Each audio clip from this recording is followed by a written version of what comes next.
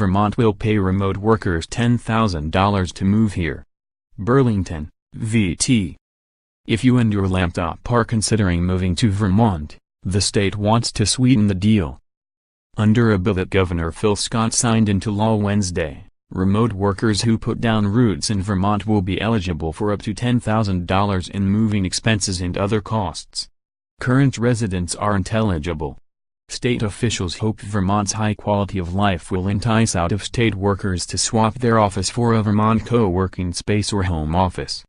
We think Vermont is well positioned to capitalize on the increase in the availability of remote work, said Michael Serling, Secretary of the Vermont Agency of Commerce and Community Development.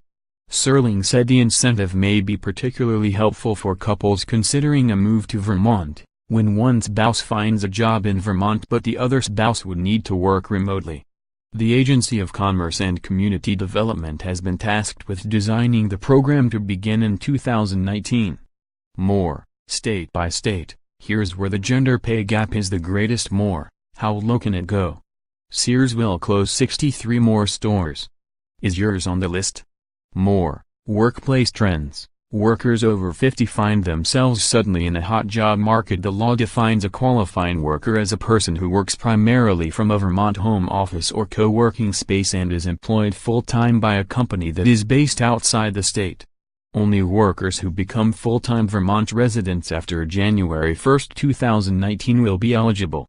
The lawmaker who sponsored the bill, Senator Ginny Lyons, D. Chittenden, hopes the incentive will help college students to remain in Vermont after graduation. Current Vermonters are out of luck for this grant program. It's just for pulling people in, Lyons said. The money will be available on a first-come, first-served basis. The Agency of Commerce and Community Development may further clarify the eligibility for the program in the coming months.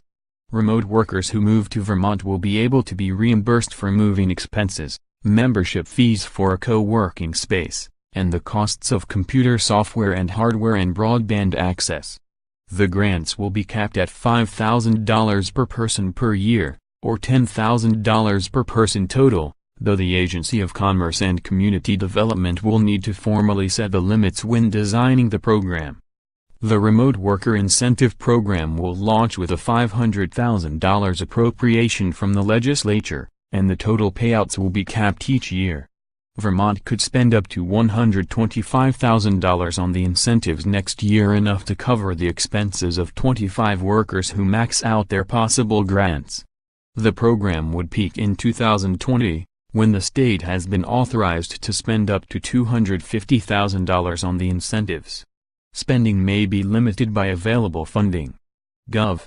Scott's administration is attempting various strategies for attracting workers to the state to bolster the economy.